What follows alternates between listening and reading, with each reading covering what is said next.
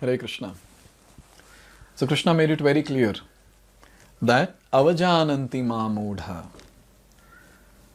that there are class of people who are fools who deride me, O Arjuna. Then Arjuna, it's almost like Arjuna has a question saying, oh, then what happens to them? And anticipating this question, Krishna is speaking the Śloka, that is Śloka number 12. Moghasha mogha karmano mogha jnana vichetasaha rakshasim asurim chaiva prakritim mohinim shritaha. So here it's very nicely given. Those people, whom are we talking about? We're talking about avajananti mamudha, that category. The people who deride Krishna. Such people, prakritim mohinim shritaha, bewildered, and such people who are bewildered are attracted by rakshasim asurim cha eva. They're attracted by demoniac and atheistic views. And in such condition, in such deluded condition, what happens? Mogha asha, they are baffled in their hopes for liberation. Mogha karmanaha, they are baffled in the fruitive activities. Mogha jnana, they are baffled in the pursuit of getting knowledge or acquiring knowledge. So in this way, we understand that all of them are baffled and bewildered and defeated. So basically, Krishna is saying such category of people will achieve no success. This is the essence of this particular shloka. The ones who deride me will achieve no success. Be it Ashtanga Yogi, be it Jnana Yogi, be it Karma Yogi, or be it anyone for that matter. So here it is said, let's discuss all the three categories now. We'll discuss Mogha Asha first. Mogha Asha basically stands for people who are now, such people, they'll be baffled in their hopes for getting liberation. So, Ashtanga yogis come in this category, and also devotees also come in this category. So here it is said that there are many devotees who assume themselves to be in Krishna consciousness and devotional service, but at heart do not accept the Supreme Personality of Godhead Krishna as the absolute truth. For them, the fruit of devotional service going back to Godhead will never be tasted. So very, very important point. Externally, we might have dressed like a Vaishnava as a devotee, putting tilak, kanthi mala, dhoti, kurta, sari or whatever. But internally, from the heart, if we don't accept Krishna as Supreme Personality of Godhead, and we doubt on Krishna's position, what will happen? That person will fail utterly. Obviously, there will be some merit that the person will get because he's doing some devotional activity on the mechanical platform. But since internally he is not having the firm conviction about Lord's position, being the Supreme Personality of Godhead, he cannot attain the ultimate perfection, that is going back home back to Godhead, attaining Krishna this very lifetime. Very, very difficult for such a person. So this point is very important to understand, that we devotees should have complete conviction that yes, Krishna is the Supreme Personality of Godhead and He is the cause of all causes. If we don't have this conviction, we should read Shastra, we should try to understand. We should associate with those devotees who have firm faith in Krishna's position and try to learn from them. Like this, by the association, our ignorance will be removed.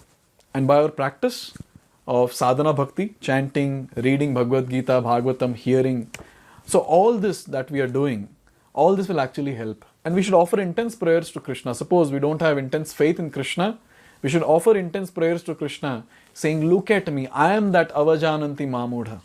Please help me, O Lord. I don't have complete faith. Please help me so that I can get complete faith, because I want to go back home back to God and I want to come to you. I want to attain you this very lifetime.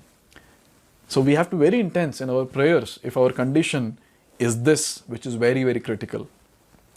That is Mogha Asha. Baffled in the hopes for getting liberation or going back home back to Godhead. Second category is Mogha Karmanaha. So that is those people who are engaged, basically the karma yogis or karma kandis, who are engaged in fruitive activities, fruitive pious activities. And there's another category of people who are Moga Jnana. So Moga Jnana, they are the ones who are interested in what? Interested in getting knowledge of the Absolute and attaining Brahman.